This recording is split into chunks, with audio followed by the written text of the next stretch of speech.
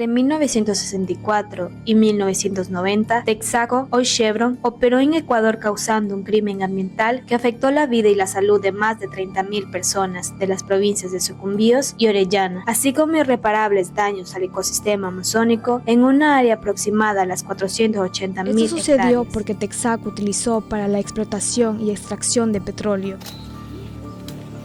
una tecnología obsoleta para abaratar costos y maximizar sus ganancias, sin importarle la población ni el medio ambiente. No inyectó las pestilentes, tóxicas y cancerígenas aguas de formación. No hubo tratamiento ambiental para los desechos de petróleo. Los arrojaron a los ríos, esteros y a los bosques. Emitieron al ambiente llamaradas de gas mezclados con agentes tóxicos. Hoy, 60 años más tarde, las huellas del crimen ambiental de Texaco siguen visibles. Las tasas de cáncer en la Amazonía son superiores a la media nacional. Los mecheros de gas siguen expulsando llamaradas de contaminación.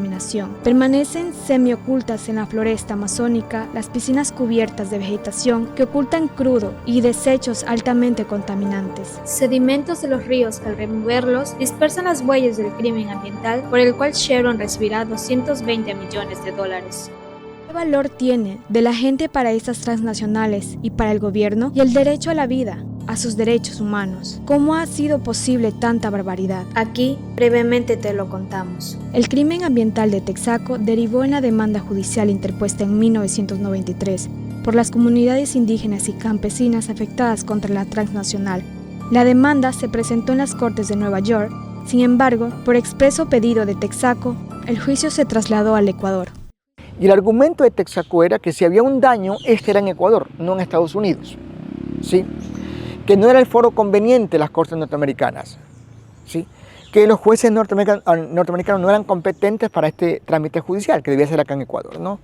Al final presentaron múltiples documentos, testimonios de abogados ecuatorianos que decían que el sistema de justicia de Ecuador es perfecto, es idóneo y que es el mejor del mundo.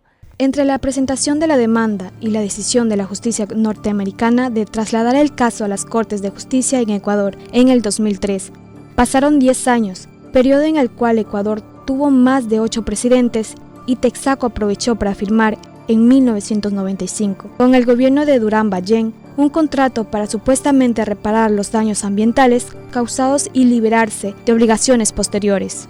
En 1998, Texaco firmó con el gobierno de Yamil Mahuad la acta final, que concluye el contrato para la reparación ambiental y el gobierno del Ecuador libera a Texaco de responsabilidades posteriores. Sin embargo, un informe de la Contraloría General del Estado establece que dicho contrato no fue fiscalizado, que Chevron no cumplió con la remediación medioambiental. Por citar un caso, más de 200 piscinas de petróleo no fueron consideradas para la reparación. En este periodo, entra en vigencia el Tratado Bilateral para la promoción y protección de inversiones entre Ecuador y Estados Unidos. De este tipo de tratados derivan los arbitrajes internacionales que han perjudicado al Ecuador en más de $9.000 millones. Pero la vigencia de este tratado tiene un recorrido lleno de ilegalidades. En 1993, el gobierno del Ecuador firma con Estados Unidos este tratado. Al año siguiente, el Congreso de Ecuador lo aprueba sin ni siquiera leer el contenido del tratado. La oposición lo consideró inconstitucional, ya que Ecuador renunciaba a su soberanía, pues el artículo 6 del Tratado de Protección de Inversiones establece que todo laudo arbitral dictado en virtud de este artículo será definitivo y obligatorio, y cada parte se compromete a aplicar sin demora las disposiciones dicho laudo y a garantizar su ejecución en su territorio, lo que contradice al artículo 16 de la Constitución vigente en este entonces, el cual señala que los contratos celebrados por el gobierno con personas naturales o jurídicas extranjeras llevarán implícita la renuncia a toda la reclamación diplomática. Volvamos a la lucha por la justicia. En Ecuador, en el año 2003, empieza el juicio de las comunidades contra Chevron Texaco, juicio conocido como Aguinda versus Chevron. 10 años después, y luego de la presentación de pruebas irrefutables, algunas de las cuales permanecen como mudas testigos de la muerte y contaminación causadas por la transnacional Chevron. En el 2013, los demandantes ganaron el caso de Ecuador y la Texaco ya funcionaba como Chevron. Fue condenada a pagar una multa de $9.500 millones para reparaciones ambientales y sociales. Cuando vino a Ecuador, otra vez su primer argumento fue decir que los jueces de Ecuador no eran competentes para este caso. O sea, cuando ellos pidieron venir acá a Ecuador, decían que era la mejor justicia del mundo, Llega el caso acá y dicen, no, estos jueces no son competentes. Entonces uno se pregunta, ¿cuáles son los jueces competentes para juzgar a Chevron? ¿En qué parte del mundo están? No existen. Chevron Texaco apeló en innumerables ocasiones la sentencia y utilizó tácticas dilatorias con la finalidad de trabar la decisión judicial de la última instancia. Sin embargo, la justicia prevaleció y el 31 de agosto del 2018 la Corte Constitucional ratificó la sentencia en forma definitiva. Aunque la condena es definitiva e inapelable, hasta la fecha Chevron no ha pagado por sus crímenes y se niega a reparar el desastre medioambiental que cometió en la Amazonía ecuatoriana. Chevron permanece impune. Lo que hizo Chevron en el 2009, 17 años luego de salir del país, es utilizar el Tratado Bilateral de Protección de Inversiones vigentes entre Estados Unidos y Ecuador para presentar una denuncia de arbitrajes internacional contra el Estado ecuatoriano. El 30 de agosto del 2018, el panel de arbitraje emitió el laudo definitivo contra el Estado ecuatoriano, basándose en acuerdos económicos y en el contrato de la ACTA firmados con el gobierno de Ecuador y que libera la responsabilidad ulterior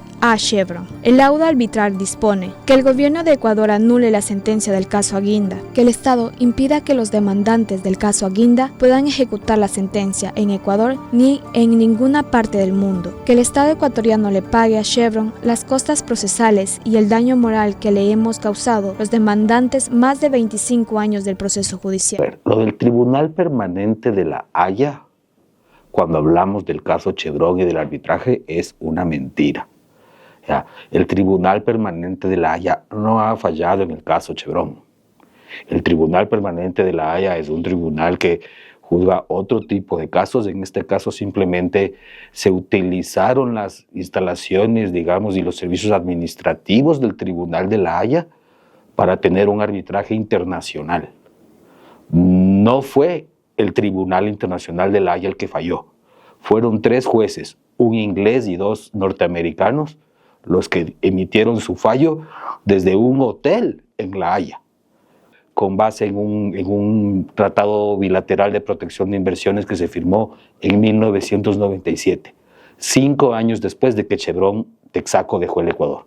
El laudo arbitral no respeta ni considera la Constitución de Ecuador. Por presión de la UDAW y de otras organizaciones de derechos humanos, el Estado ecuatoriano en diciembre del 2018 presentó el recurso de nulidad de este arbitraje ante las Cortes de Holanda. En el 2020, Ecuador perdió en primera instancia, en junio del 2022 perdió en segunda instancia y en noviembre del 2022 perdió en última instancia. Ecuador presentó un recurso de nulidad, pero de lo que hemos podido investigar pareciera que este recurso de nulidad fue presentado para cumplir con los requisitos y las revisiones que les van a hacer posteriormente las administraciones que los sucedan a quienes están actualmente en ese sitio. El recurso fue interpuesto inicialmente, de lo que hemos podido investigar, de una manera bastante completa, y teníamos, nuestra defensa principal era que el laudo arbitral vulneraba, violentaba el derecho interno ecuatoriano, el derecho público, el orden público ecuatoriano, lo cual era algo que las cortes holandesas debían haber considerado, y era la principal defensa del Ecuador. Sin embargo, esta defensa fue retirada inexplicablemente por el equipo del anterior procurador Íñigo Salvador. Y luego perdimos el juicio, obviamente, porque el resto de defensas no eran tan importantes como el hecho de que el tribunal arbitral estaba ordenándole al Ecuador que anule una sentencia ejecutoriada. Es decir, le estaba ordenando al Poder Ejecutivo directamente que interceda en las órdenes, en las decisiones del Poder Judicial.